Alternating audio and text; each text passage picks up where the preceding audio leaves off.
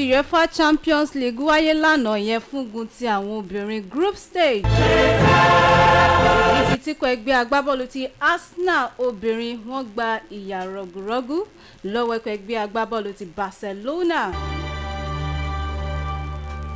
4-1 náà ní Barcelona obìnrin tí àwọn ọkùnrin ò bá tiẹ̀ ṣe dáadáa àwọn obìnrin wọ́n ń ṣe dáadáa àwọn Barcelona obìnrin bí ikọ̀ ẹgbẹ́ agbábọ́ọ̀lù ti Arsenal obìnrin ṣe pàdánù lánàá ó jẹ́ ìfigagbága àkọ́kọ́ láti oṣù February tí ikọ̀ ẹgbẹ́ agbábọ́ọ̀lù ti Arsenal obìnrin máa pàdánù. Ọmọ orílẹ̀-èdè Nàìjíríà tó wà nínú ikọ̀ ẹgbẹ́ agbábọ́ọ̀lù ti Barcelona obìnrin ìyẹn Asisat Oshuala assist méjì bákan náà goal kan náà ló fi pa ikọ̀ ẹgbẹ́ agbábọ́ọ̀lù rẹ̀ tẹ́lẹ̀ ikọ̀ ẹgbẹ́ agbábọ́ọ̀lù ti Arsenal lápapọ̀ la fi bẹ̀rẹ̀ lágbo sport fún títa àárọ̀ tòní lórí iléeṣẹ́ rédíò Títúngbà 100.9 lónìí tó jẹ́ ọjọ́ kẹfà oṣù kẹwàá ọdún 2021 ó kù ọjọ́ kan kí Nàìjíríà kí wọ́n kojú ẹgbẹ́ agbábọ́ọ̀lù ti CAR Central African Republic.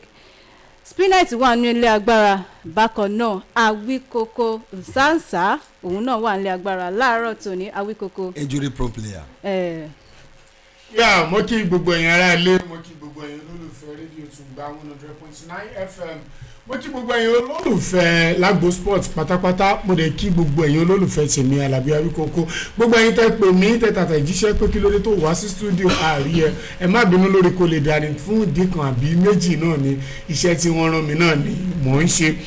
lápàbẹ̀ ni a fi bu wọlé láàárọ̀ yìí kẹ́ máa bá wa bọ̀ lọ́làkan òjọ̀kan ìròyìn nílẹ̀ adúláwọ̀ àti lókè òkun mo kí yín lẹ́ẹ̀kan sí ẹ kú ojúmọ́ ẹ kú ọjọ́rú ọjọ́ àánú àwa gbogbo wa rí o. àmín Spinet. bẹ́ẹ̀ ni ẹ káàárọ̀ ẹ kú dédé àsìkò yẹn olólùfẹ́ wa nílé àtúntìdé sórí pápá tí wà ní kọ́ni Tùngbà 100.9 FM ẹ mọ̀ pé orí pápá tó ní AC ní àwa wà láàárọ̀ títò ní níbi tá a ti máa fi ẹnu yọ̀nà náà kò sírú ẹ̀ lágbàáyé kò sírú ẹ̀ lágbàáyé bẹ́ẹ̀ ni. yàtọ̀ sí pẹ̀físì ni tiwa ní Tùngbà àti káfẹ́ gan sí àti káfẹ́ gan kúrò studio tó bá dàbí Tùngbà ní ìsìn ó ń bọ̀ lẹ́yìn. bẹ́ẹ̀ ni ẹ̀rọ lè láfi wọ ètò láàárọ̀ títò ní níbi tá a ti máa yọ̀nà náà àwọn ìfẹsẹ̀wọnsẹ̀ tó wáyé ní ìdíje Champions League ti abala obìnrin àti tí mo máa wáyé pàápàá jùlọ ètò kàn wá gbọ̀ngbọ̀n Super Eagles àti tí ń fojú sọ́nà láti rí i pé àpègede sí akọnifáì ìyẹn ní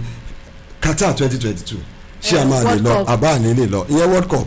a máa yànnà lọ àwọn tó ti dé sí káàmpù àti ìgbáradì bó ṣe lọ lọ́wọ́lọ́wọ́. orúkọ tèmi náà ni Kẹ́mi Ọ̀jẹ̀dìran tí ẹ mọ̀ sí Kẹ́mi Sports Sodiq Akínbólú òun náà ló máa mú láìfù wọn dání ìyẹn lórí títí láìfù tiẹ̀ náà pẹ̀lú ó wà lọ́wọ́ Sodiq Sodiq má jẹ́ kó ojú ẹ̀ kó yí ogún hàn. ṣùgbọ́n ohùn mi wọ́n lè gbọ́ ohùn mi ẹ lè wò wá lórí ẹ̀rọ ti Facebook ti Tùngbà FM live bẹ́ẹ̀ ni ẹ text messages yín nǹkan tẹ́ ń retí lọ́dọ̀ ẹgbẹ́ agbábọ́ọ̀lù ti Super Eagles ni o ìyẹn tó bá ti di ọ̀la tá a bá máa kojú wọn ibo láti bẹ̀rẹ̀ láàárọ̀ tòní pápá ìṣeré ti Teslim Balogun Stadium ibẹ̀ náà láti bẹ̀rẹ̀ láàárọ̀ tòní.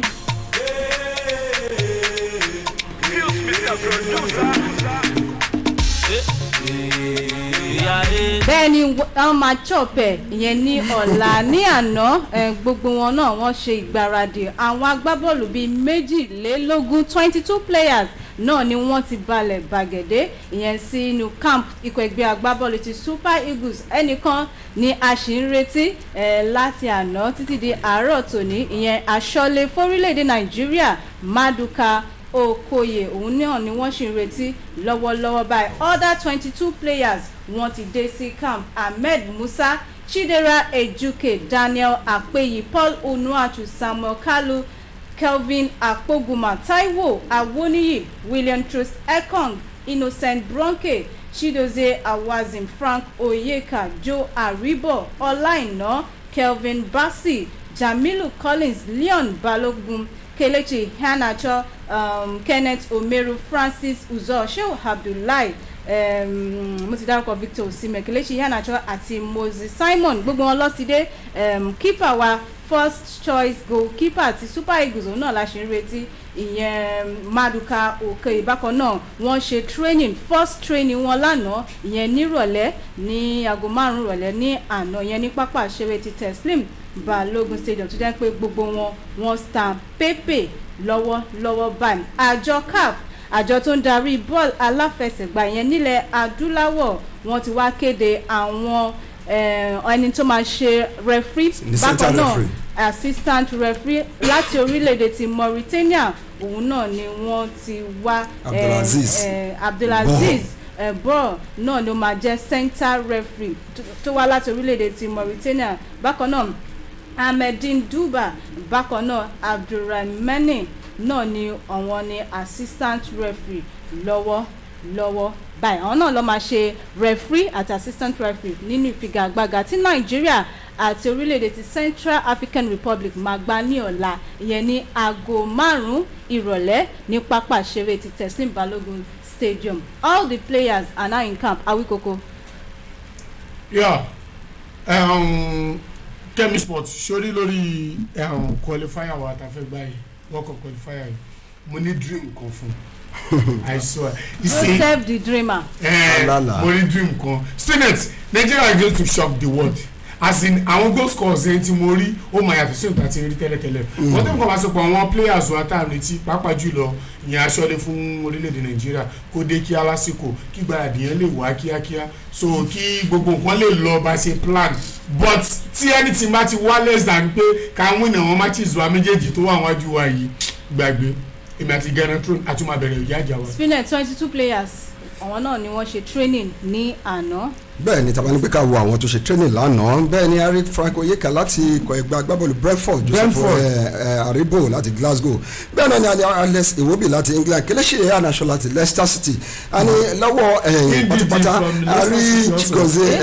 Chidozie Awazen bẹ́ẹ̀ ni ndidi o wà torí injury bẹ́ẹ̀ ni ẹ̀tẹ́bọ̀ wà látara injury bẹ́ẹ̀ náà ni àtúní Maduka Okoye kò ṣe pé ó ní injury ṣùgbọ́n àti ìmọ̀ ẹni tó dé tí ò tí ì ṣe dé sí ẹ̀ka ṣùgbọ́n lọ́dọ̀ ti tèmi mo rí pé kò ṣe Maduka Okoye ló máa ṣọlé fún wa níbi tí mo ti ń fojú wo pé ẹni tó máa wà lójúlé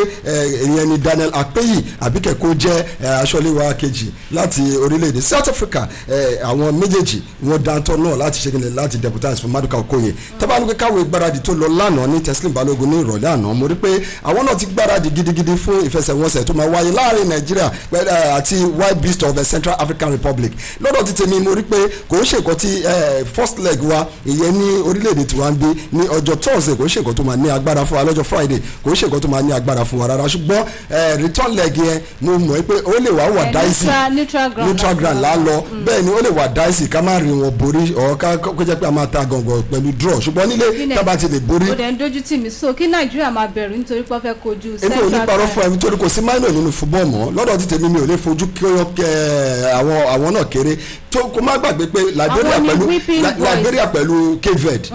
ṣó mọ̀ pé wọ́n sọ pé kí Cape Verde lọ́nà Liberia mọ́lé ni ọ̀fun ìṣègbè tabadẹ́jọ́ wo ìfẹsẹ̀wọnsẹ̀ tó tajọ bá sẹ́yìn ní kò pẹ́ Liberia dájú gbogbo Cape Verde lọ kí ni wọ́n rí tí wọ́n fi sọ pé kí Cape Verde kó lọ́nà Nàìjíríà Liberia mọ́lé ìtorí ẹ̀ náà láyé sọ pé a lè fojú kó wọn kéré lọ́dọ̀ ti tèmi náà mo fẹ́ pé kí Nàìjíríà ṣe kí ni kí wọ́n borí ni ṣùgbọ́n ibi tí mo lọ ní pápápá òjú pé tábà kọjá nínú ìsọ̀rí tábà tẹ̀ borí Cape Verde Central African Republic tábà kọjá tábà borí wọn nífẹsẹ̀wọnsẹ̀ méjèèjì tó máa mú apègede sí tábà mọ̀ pé àtikọ́jú ṣé àwa lè lo a lè bíìtì àwọn tí wọ́n máa ṣe kí ni tí wọ́n máa làmìlaka láfíríkà tó kù torí a máa jẹ́ mẹ́wàá tó bá di mẹ́wàá a máa ṣe wá mú eléyìí tó máa ṣe kí ni àwọn márùn tó lọ ṣojú orílẹ̀-èdè adúláwọ̀ ibi tí ìṣòro mi wà nìyẹn ṣùgbọ́n mo mọ̀ pé a ní pléyà tó dáńtọ́ a ní àwọn pléyà tó máa gbé wa lọ àwọn tí wọ́n wà ní káàpù lánàá ọkàn mi balẹ̀ lé wọn lórí. nínú kọ ẹgbẹ́ agbábọ́ọ̀lù ti Super Eagles náà láṣùwà níbi tí olùkọ́ni fúnkọ́ ẹgbẹ́ agbábọ́ọ̀lù ti Super Eagles wọ́n ti fi tó létí wípé lára owó oṣù 8 tí wọ́n jẹ olùkọ́ni wa ìyẹn Gennady Traore wọ́n ti gbèsè létí wípé nínú oṣù 8 tí wọ́n jẹ wọ́n máa san owó oṣù 7 fún Gennady Traore tabawo Gennady Traore olùkọ́ni fúnkọ́ ẹgbẹ́ agbábọ́ọ̀lù ti Super Eagles ó ti ń ṣiṣẹ́ láì gba sálárì ó tiẹ̀ gbìyànjú kò dẹ̀ fi hàn kò gbé sójú rárá bákan náà wọ́n jẹ́ kó di mímọ̀ wípé ẹni tó jẹ́ ọ̀kan lára òṣìṣẹ́ NFF òun náà ló gbé sí wọn létí wípé ọ̀kan lára àwọn tó ń sanwó fún olùkọ́ni wa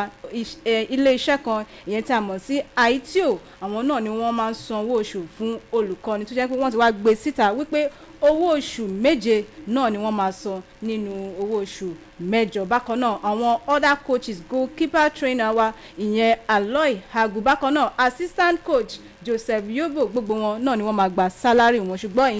èyí tó kàn wá gangan ni olùkọ́ni wa Gennard Rohr tó máa san owó oṣù.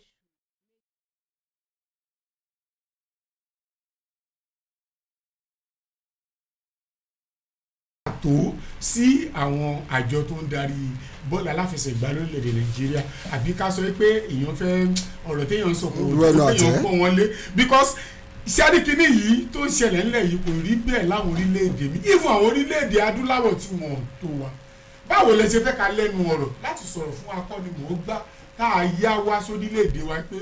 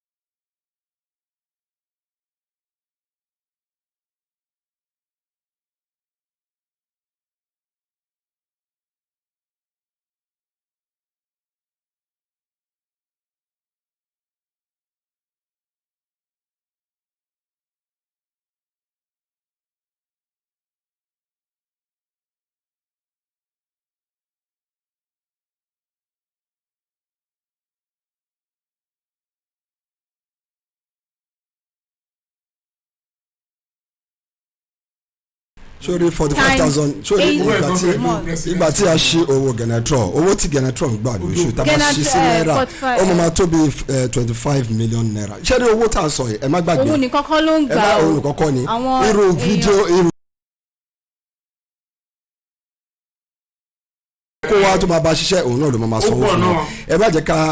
ká lọ sí gbogbo bẹ́ẹ̀ àwọn tó ń gbà nínú owó yìí wọ́n pọ̀ ju wọ́n ju 5 lọ. àti ẹ̀dúpẹ́ wípé bẹ́ẹ̀ ọ̀rọ̀ owó tí a sọ pé wọ́n jẹ ẹ jẹ́ ká sáré yọ̀nà náà kàn kó ṣe pé bóyá wọ́n jẹ ní owó yẹn bí a ṣe rò ó bẹ́ẹ̀ látara pé exchange rate àti àwọn ìwé àdéhùn pé bó ṣe máa san owó ló fà á tí owó yẹn ṣe delay in naira àti in dollars ló fà á tí owó yẹn ṣe delay ṣùgbọ́n nígbà tí wọ́n ní kó san owó yẹn fún ó ní kò lè pay òun kí òun gba owó yẹn ní àwọn àsìkò yẹn nítorí pé tí wọ́n bá gba owó yẹn bẹ́ẹ̀ owó yẹn ó máa lọlẹ̀ ṣó ti yé sí expectation ti tẹ̀ sí ìwé àdéhùn ètò olóhùn máa gbà òun ló fà á tí wọ́n ṣe ṣe kíni tí wọ́n ṣe jọ wàá rí pé kò pariwo síta wọ́n jọ ń dúnàdúrà wọ́n jọ ń ṣe pé báwo la ṣe máa ṣe báwo la kò ṣe pé ṣe ni wọ́n dìídì jẹ́ lówó pé a ní sanwó fún àbí kò sanwó ńlẹ̀ eléyìí ló fà á tí a ní ká kọ́kọ́ yànnàná ká má rò bí bóyá pé ṣé NFF tún jẹyàn àwọn nǹkan kan kùdìẹ̀kùdìẹ̀ ló wà nínú ẹ̀ so eléyìí wọ́n jẹ́ lówó ní kí a sọ̀rọ̀ sí ọ̀rọ̀ wa ọ̀dẹ̀ tí ó yá pápápá jẹ́ ká sọ bẹ́ẹ̀ yẹn ó yá láti bẹ̀rẹ̀ já lọ sí under 20 ikọ̀ ẹgbẹ́ agbábọ́ọ̀lù ti obìnrin ti orílẹ̀-èdè Nàìjíríà àwọn Falconets bí Nàìjíríà ṣe fẹ́ kojú Central African Republic àwọn obìnrin wa náà wọ́n máa kojú pàṣẹrẹ ti Mobọ́lájí Johnson Stadium nílùú Èkó second leg wọn tẹ́ bá gbàgbé first leg tó wáyé 7-0 náà ni àwọn Falconets náà Central African Republic second leg náà ló fẹ́ wáyé lónìí. kò sí nǹkan tí a retí lọ́dọ̀ àwọn Falconets láti qualify sí World Cup. bẹ́ẹ̀ ni ó láti qualify wọn láti borí ni àríbọ̀ ṣe ń borí àwọn ìfẹsẹ̀wọnsẹ̀ wọn 7-0 6-0 bọ́ ṣe ń gbà nìyẹn adẹ́tìmọ̀ ìgbé. kò sí olóòlù tún kò sí ìbọ̀dọ̀ wáyé bí ètò ẹ̀jú 4-0 àbí 3-0 aṣàborí èmi kàn mọ̀ pé àwọn aṣàṣe kí ni àkọjá sí gbẹgẹdẹ torí àwọn ọmọ yìí wọ́n ń ta gidigidi lọ́wọ́lọ́wọ́ sí i so lọ́dọ̀ ti tèmi road to Costa Rica is open bẹ́ẹ̀ni is open to them. bẹ́ẹ̀ni orílẹ̀-èdè tó bá borí láàrin orílẹ̀-èdè ti Egypt àti DR Congo náà ni Falconets máa kojú ní next round ní first leg Egypt àti DR Congo 1-1 náà ni wọ́n gbà ó yá láti bẹ̀yẹn ẹja sáré lọ sínú ìdíje ti UEFA Champions League tí obìnrin tó wáyé first group match tó wáyé ní àná.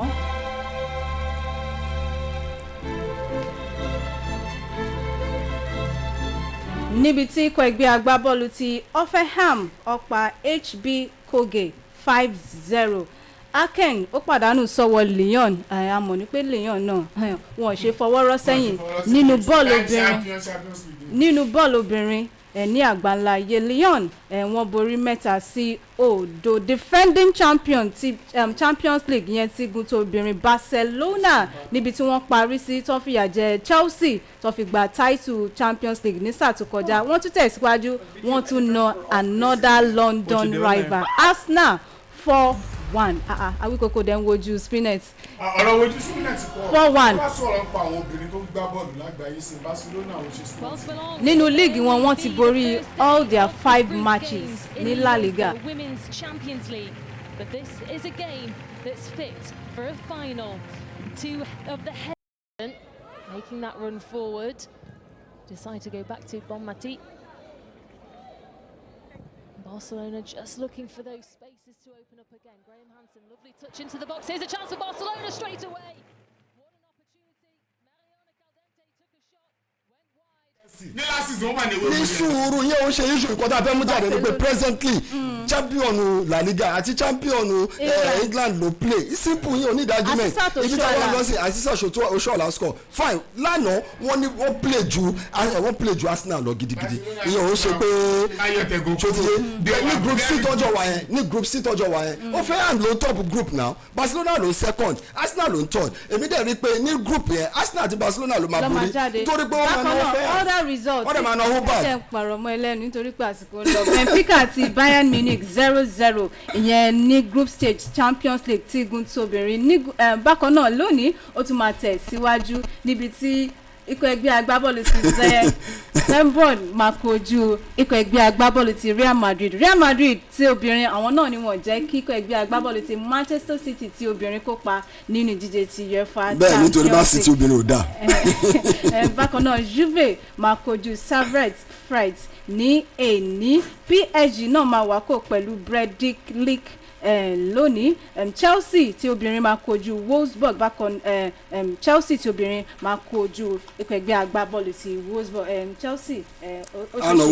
ó ṣeéṣe kí wọ́n borí. ó yá láti bẹ̀yẹn jẹ́ sáré lọ sínú tennis níbi tí ẹni tó jẹ́ US Open champion ìyẹn tí obìnrin Emma Raducanu ọmọ tó ń sọ lọ́wọ́lọ́wọ́ báyìí ìyẹn nínú tennis náà ni ìyẹn tá a bá ń sọ̀rọ̀ nípa Emma Raducanu ó ti jẹ́ kó di mímọ̀ wípé láti bí ọ̀sẹ̀ mẹ́ta sẹ́yìn lòun ti ń gba congratulation lọ́tún lọ́sì àwọn akẹgbẹ́ òun tó jẹ́ tennis wọ́n ti ń kí òun kú oríire ó ní ẹ wò ẹ dákẹ́ ó ti tó gbogbo kú oríire yẹn ó ti lọ báyìí nípò ó ti tó iṣẹ́ ti bẹ̀rẹ̀ ó ní iṣẹ́ ti bẹ̀rẹ̀ lọ́wọ́lọ́wọ́ báyìí ìdíje ti Indian Wells ó máa bẹ̀rẹ̀ lónìí tó jẹ́ pé wọ́n fún Emma Raducanu ní ticket láti kópa nínú ìdíje ti Indian Wells ìpele ti second round náà ni Emma Raducanu ti máa bẹ̀rẹ̀ ìfigagbága tiẹ̀ ó ṣeéṣe kó kojú ẹni tó bá borí ní first round láàrin Maria Camila àti Alexander Sazanovic ìyẹn ní first round ẹni tó bá borí ìfigagbága ti first round ló máa wá kojú Emma Raducanu nípele ti second round kò sí pẹ̀lú olùkọ́ni ṣùgbọ́n ẹni ọ̀n jẹ́ kó di mímọ̀ wípé olùkọ́ni kan nínú Lawn Tennis Association náà ló máa ran Emma Raducanu lọ́wọ́ ìyẹn Jeremy Bantis. Emma Raducanu ó ti bẹ̀rẹ̀ business ó ní ẹ wò ẹ stop congratulations yẹn lọ́wọ́lọ́wọ́ báyìí ìdíje ti Indian Wells ó ti bẹ̀rẹ̀ láti bẹ̀yẹn ẹ jẹ́ n sáré lọ sínú ẹ̀ṣẹ́ kíkàn.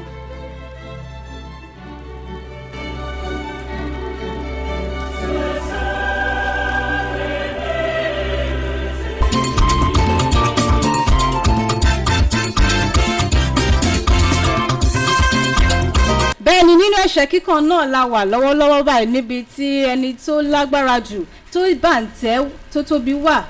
lọ́wọ́ ẹ̀ tó tóbi jù lọ́wọ́lọ́wọ́ báyìí WBC champion British World Heavyweight champion ìyẹn Tyson Fury ó ti jẹ́ kó di mímọ̀ wípé àṣeyọrí tóun ní nínú ẹ̀ṣẹ́ kíkàn lọ́wọ́lọ́wọ́ báyìí ó ní ó ti jẹ́ kóun jẹ́ ògbóǹtarìgì àjẹ̀ṣẹ́ bákan náà legend ó jẹ́ kó di mímọ̀ wípé ìfẹ́ tóun ní sí ẹ̀ṣẹ́ kíkàn náà ni ó ń motivate òun láti tẹ̀síwájú nínú ẹ̀ṣẹ́ kíkàn. Tyson Fury ó ti jẹ́ kó di mímọ̀ wípé wo tóun ò bá ja ẹ̀ṣẹ́ mọ́ bákan náà òun ò ní regret òun ò ní kábàámọ̀ ìkankan ó ní ẹ wò ó lọ́wọ́lọ́wọ́ báyìí wọn lè fọwọ́ rọ̀hún sẹ́yìn ìyẹn nínú ẹ̀ṣẹ́ kíkàn ó ní ẹ wò ó tóun ò bá rí towó wò ó ní in fact owó kọ́ ni ó ń jẹ́ kí òun máa ja ẹ̀ṣẹ́ lọ́wọ́lọ́wọ́ báyìí. Tyson Fury ó jẹ́ kó di mímọ̀ wípé ó máa wá dùn òun tóun bá fi iṣẹ́ ẹ̀ṣẹ́ kíkàn sílẹ̀ ó ní tóun ò bá ní belt lọ́wọ́lọ́wọ́ báyìí àwọn èèyàn sì máa rántí òun as the best boxer ní àgbáńláyé. Tyson Fury òun náà ló jẹ́ kó di mímọ̀ bẹ́ẹ̀ ó ní ẹ wò belt tó wà lọ́wọ́ òun kọ́ ló motivate òun iṣẹ́ ẹ̀ṣẹ́ kíkàn tóun ṣe lọ́wọ́lọ́wọ́ báyìí òun ló ń dùn òun nínú ó ní ẹ wò láti na Vladimir Klitschko lọ́dún 2015 ó ní kò ń ṣe iṣẹ́ kékeré ó ní ẹ wò lọ́wọ́lọ́wọ́ báyìí òun ni biggest boxer ní àgbáńláyé tábà ń sọ̀rọ̀ nípa àwọn tó mọ ẹ̀ṣẹ́ kàn tábà wo Tyson Fury undefeated lọ́wọ́lọ́wọ́ báyìí wọn ò tí fẹ́ ná rárá nínú iṣẹ́ ẹ̀ṣẹ́ kíkàn 30 wins 1 draw. bẹ́ẹ̀ni 30 wins 1 draw bẹ́ẹ̀ni tábà ní pé ká máa wo lọ́dọ̀ ti tèmi ṣé ká sọ pé mind game ni torí Bruce Bumba ìyẹn Deontay Wilder òun náà ti sọ ti tẹ̀ síta ṣùgbọ́n lọ́dọ̀ ti lọ́wọ́lọ́wọ́ is the heavyweight champion WBC champion kò sí ẹni tó lè kojú Tyson Fury lọ́wọ́lọ́wọ́ àdèmọ́ nǹkan tí Tyson Fury ṣe fún Vladimir Klitschko láti 2015 yẹn till date kò tí ì sí ẹni tó nà ká má gbàgbé ní kòpẹ́kòpẹ́ ní February ọdún tó kọjá bó ṣe nà Deontay Wilder sí round 8 òun ló fà á tó jẹ́ pé ó mọ̀ pé return leg yìí trilogy fight tó fẹ́ ṣe yìí ó máa ní agbára èmi ti sọ síta ní àná mo dẹ̀ ṣe ń dúró lé lórí pé Deontay Wilder máa ṣe kí ni ó máa nà Tyson Fury ṣùgbọ́n òun náà ti ń rò ó ìgbé tó bá tẹ̀ wá padà nà òun kí ló máa ṣẹlẹ̀ after match of the game òun ló ṣe ń sọ eléyìí síta pé òun ò ní kábàámọ̀ òun ò ní rò ó bẹ́ẹ̀tì kan ló jájú ta ló máa sọ fún ẹ pé bẹ́ẹ̀tì kan ló jájú kọ́ gba bẹ́ẹ̀tì lọ́wọ́ ẹ̀ kó wá ní nǹkan ló já ó máa dùn ún ṣùgbọ́n eléyìí tó ń sọ yẹn ó tètè ń prepare sílẹ̀ in case of tí nǹkan yẹn bá ṣẹlẹ̀ lọ́dọ̀ tètè wọn ló fà á tí Anthony Joshua náà ti yóò padà ṣùgbọ́n ẹgbẹ́ yẹn náà root fún Tyson Fury kò náà Deontay ni ṣùgbọ́n nísìnyí ó ti ní knockout ní Deontay máa fi na Fury torí ó ti ń hàn clearly sí pé Deontay ni favourite láti win òun náà ló fà á tó ṣe tètè ní Gibbs King ṣe tètè ń sọ fún wa pé after the match òun ò ní nǹkan tó máa lose. èròǹgbà ni èrò dẹ̀ sọ bí pé nǹkan tó máa ṣẹlẹ̀ lọ́jọ́ yẹn gangan. ó mọ ẹgbẹ́ tí majority bá ti sọ pé nǹkan báyìí bó ṣe ń lọ rèé. majority àwọn èèyàn náà ló ń gbé fún Tyson Fury ní kò tó bá ń wo bó ṣe ń lọ lọ́wọ́lọ́wọ́ báyìí wàá rí tó máa ṣẹlẹ̀ Las Vegas ó máa ṣọ́ọ̀kì. ẹ má gbàgbé wípé lọ́jọ́ Saturday náà ni ìjà yẹn máa wáyé ìjà ẹlẹ́ẹ̀kẹta láàrin Tyson Fury àti Deontay Wilder pápápájà padà sínú bọ́ọ̀lù aláfẹsẹ̀gbá nínú kọ ẹgbẹ́ agbábọ́ọ̀lù ti Real Madrid Awíkókó ẹni tó jẹ́ ààrẹ president fúnkọ ẹgbẹ́ agbábọ́ọ̀lù ti Real Madrid Florentino Perez ẹni tó jẹ́ ààrẹ tó tóbi jù nínú bọ́ọ̀lù aláfẹsẹ̀gbá ní àgbáńláyé Florentino Perez ó ti jẹ́ kó di mímọ̀ wípé nírètí wípé agbọ́wọ́ wájú fúnkọ ẹgbẹ́ agbábọ́ọ̀lù ti PSG àti orílẹ̀-èdè France Kylian Mbappe máa darapọ̀ mọ́ Real Madrid. Yeah, it's a good one fún Mbappe tó bá step up game tó bá move because for playing for Real Madrid is another thing entirely. tàbádẹ́ rí Mbappe gan ọkàn ẹ̀ ti kúrò. ọkàn náà ti kúrò tó bá wò ó ní ìkọ̀kọ̀ ṣẹlẹ̀ ní PSG nsìn tó ń fa kùdìẹ̀kùdìẹ̀ tó ní tí wọ́n fi lè win nítorí pé mo ti sọ síwájú ẹ̀ pé mo sọ ń gbà ìgbà tí Messi dé pé ẹ̀ gbogbo àlàyé congratulations but nǹkan tó ń ṣẹlẹ̀ yìí ó máa fa nǹkan kan díẹ̀ o sinema larapọ̀ máa pọ̀ tí Mbappe. so kamareti Mbappe ti wà ní Real Madrid. yàtọ̀ so Florentino Perez tó dẹ̀ sọ̀rọ̀ pé Mbappe máa dé òun náà ti. tí ò bá dé ní January ó máa dé ní summer yes because kò sẹ́kọ̀ọ́ lè fi sọ́fà ni. ẹja lọ sínú kọ ẹgbẹ́ agbábọ́ọ̀lù ti ẹja ń lọ sọ́dọ̀ aṣọ́lé fúnkọ ẹgbẹ́ agbábọ́ọ̀lù ti Ajax àti Cameroon ìyẹn Andre Onana ó ti ṣetán láti darapọ̀ mọ́ ikọ̀ ẹgbẹ́ agbábọ́ọ̀lù ti Inter Milan ìyẹn ní ọ̀fẹ́ Spinett jẹ́ ń lọ sínú ikọ̀ ẹgbẹ́ agbábọ́ọ̀lù ti Arsenal aṣọ́lé fúnkọ ẹgbẹ́ agbábọ́ọ̀lù ti Arsenal Bernard Leno ó ní ẹ wò ó dàbí pé pẹ̀lú bí nǹkan ṣe ń lọ aṣọ́lé ẹlẹ́ẹ̀kejì second goalkeeper lòun máa jẹ́ fúnpọ̀ ẹgbẹ́ agbábọ́ọ̀lù ti Arsenal fún orílẹ̀-èdè ti Germany pẹ̀lú bí nǹkan ṣe ń lọ tóun ṣe wà lójúlé lóòrèkóòrè fúnpọ̀ ẹgbẹ́ agbábọ́ọ̀lù ti Arsenal ó ní tó bá di oṣù January òun máa kúrò nínú ẹgbẹ́ agbábọ́ọ̀lù ti Arsenal látàrí òun fẹ́ rí first team shirt fún orílẹ̀-èdè ti Germany. bẹ́ẹ̀ ni tábà ní pé káwọn nǹkan tí akọ́nimọ̀ọ́gbá fún orílẹ̀-èdè Germany Hans Flick tó sọ síta náà òun náà ṣe kíni ó ń fẹ́ pé kó jẹ́ òní number 1 goalkeeper fún orílẹ̀-èdè Germany tábà dẹ̀ ní pé káwọn nǹkan tó ṣẹlẹ̀ sí Bernardo Lano lọ́wọ́lọ́wọ́ ní ikọ̀ ẹgbẹ́ agbábọ́ọ̀lù Arsenal àmọ́ pé kó take a decision pé kó lọ síwájú láti máa rí first team shirt ní òrèkóòrè òun ló fi ń dáa jù eléyìí tó fà á tí ó ń ṣẹlẹ̀ sí Donnarumma pẹ̀lú Italy òun náà ló ń ṣẹlẹ̀ sí Bernardo Lano pẹ̀lú Arsenal àti Germany lọ́dọ̀ ti tèmi tó bá take decision yẹn nǹkan tó dáa ní ṣùgbọ́n èmi ìbá rọ̀ pé kó ṣì ní sùúrù kó compete ibi tó ti mọ ẹni tó ṣe kí ni ẹni tó dára ẹni tó gidi tó dáa jù ènìyàn kó compete pẹ̀lú Ramsdale jẹ́ kí n sọ kí nìkan fún ẹ training ló máa determine tó bá convince akọ́nimọ̀ gbá ẹ ní training ó máa fi ẹsẹ̀ agbé Ramsdale jókòó kí ló dé tí Ramsdale tó ṣe gba ṣẹ́ẹ̀tì lọ́wọ́ ẹ̀ tó ṣe dúró lóòrèkóòrè nítorí pé àwọn kùdìẹ̀kùdìẹ̀ tóun ní tó rí lára Ramsdale ní training kóun náà improve on it tó bá rí improve on it tó gba ṣẹ́ẹ̀tì padà ó máa wúlò fún ní Germany tó bá lọ keep fún orílẹ̀-èdè Germany ṣùgbọ́n tó bá kúrò tó sá fún competition tó lọ sórílẹ̀-èdè mi sí club mi ó máa affect ẹ̀ náà ní national team lọ́dọ̀ ti tèmi èmi ìbá rọ̀ pé kó dúró kó compete ní Arsenal fún ṣẹ́ẹ̀tì ẹ̀ padà kó gba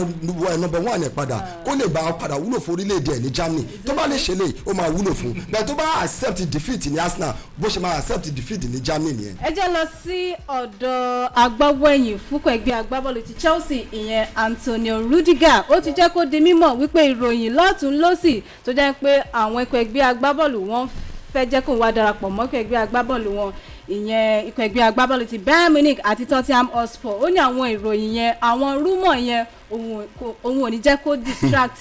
òun lọ́wọ́lọ́wọ́ báyìí Tottenham Hotspur wọ́n tẹ̀ nípa àwọn fẹ́ Rudiger ní ọ̀fẹ́ látàrí contract Rudiger tó máa tán ní sáà tó ń bọ̀ nínú ìdíje ti UEFA Nations League ó ti balẹ̀ bàgẹ́dẹ́ ìpele ti semi-final UEFA Nations League lónìí ní 7:45 orílẹ̀-èdè ti Italy wọn kojú orílẹ̀-èdè ti Spain semi-final match. but ìkọ́tẹ̀mí kan nínú match yẹn ni pé 2-1 in favour of Italy. 2-1 in favour of Italy. Spain ẹ̀ tábà wo orílẹ̀-èdè ti Italy unbeaten I think over 36 matches náà ni àwọn náà ni wọ́n ti kọjá Brazil àti Spain. nísìnyí wọ́n fẹ́ kojú orílẹ̀-èdè ti Spain láti wà ní final ìdíje ti UEFA Nations League. Báwo ni adẹ̀rí Spain náà nínú ìdíje ti Euro tó jẹ́ pé àwọn náà èèyàn lè kóyan wọn kéré in terms of performance two big countries náà lọ fẹ́ kojú àwọn lẹ́nu. tí bá ní pé kí n wo nǹkan tó ṣẹlẹ̀ sí Spain nínú international matches tó kọjá tó lọ ní kòpẹ́kòpẹ́ ní oṣù tó kọjá yìí mi ò rí pé Spain lè dúró ti Italy rárá kò ṣe pé big name lórúkọ wọn but as a team they are not there láti ṣe kíni láti compete pẹ̀lú Italy lọ́dọ̀ títẹ̀ mi ó máa le fún Spain láti lọ na orílẹ̀-èdè Italy mọ ilé àwọn Azuris wọ́n ṣe kíni wọ́n máa fìyà jẹ Spain lọ́dọ̀ títẹ̀ mi. àdẹ̀lẹ̀ sọ bóyá lónìí náà ni unbeaten Italy máa parí. kò sí nǹkan tí ò lè ṣẹlẹ̀ àwa jẹ́ pé kí Spain tí ò da lọ́wọ́lọ́wọ́ kó lọ na Italy tó ń dáa jù lọ́wọ́lọ́wọ́ tó bá jẹ́ pé àwọn Azuris fẹ́ lọ sí wọ́n fẹ́ wá báwọn La Roja ní Spain ni màá sọ pé Spain lè nà wọ́n mọ́lé ṣùgbọ́n pé o fẹ́ lọ sí Italy o fẹ́ lọ nà wọ́n mọ́bẹ̀ ó máa lè jẹ́. champions tó wà lọ́wọ́ wọn ní pé motivation gidigidi ni mo tún dé àwọn players Italy ṣì tún pé padà àwọn ó sì ń gbá lórí Jorginho tí Jorginho sì wò pé bóyá ó sì lè gba Ballon d'Or. so Italy ló ń gbé fún lọ́wọ́lọ́wọ́ báyìí. Italy ni mo gbé fún lọ́wọ́ Italy náà mo gbé fún olórí edge lọ́wọ́. oníjùbà ìlọ́fẹ̀tò ti Lagos Sport fún ti tàárọ̀ tòní tó bá di ọ̀la orílẹ̀-èdè ti Belgium wọn kò ju orílẹ̀-èdè ti France ìyẹn second semi-final nínú ìdíje ti UEFA Nations League but ti èní Italy máa kojú Spain ní 7:45. ẹ̀kú tó ní pé àlọ́ ẹ jẹ́ ká kí gbogbo wọn tó darapọ̀ mọ́ wa lórí ẹ̀rọ ayélujára a kí Ọlámìjí Fákọ̀yà Olóyèdè Waheed Wálé Fábíyì gbogbo yín la kí Lásìsì Káyọ̀dé Àmọ̀bí Adé Kango gbogbo yín la kí bẹ́ẹ̀ Oyèwọlé Olóyin Isaac Busari gbogbo yín la kí láì bẹ́ẹ̀ ní kọ́kọ́ sí ẹ̀ṣẹ́ tẹ̀ darapọ̀ mọ́ wa. bẹ́ẹ̀ ni I wish Super Eagles orílẹ̀-èdè Nàìjíríà Nigeria all the best nínú ìfigagbága wọn tó máa wáyé ní ọ̀la pẹ̀lú ní àwọn aago Super Falcons wa náà. ní orílẹ̀-èdè Nigeria ìyẹn ní pápá àṣeré ti Teslim Balogun Stadium. God bless will you be there? Nigeria. Àwọn Maybe olùdíje náà. mo lè wo lórí tẹlifíṣàn ká ní pé Italy la fẹ́ bá play tàbí Spain I will be there but Central African Republic mo expect 6 points.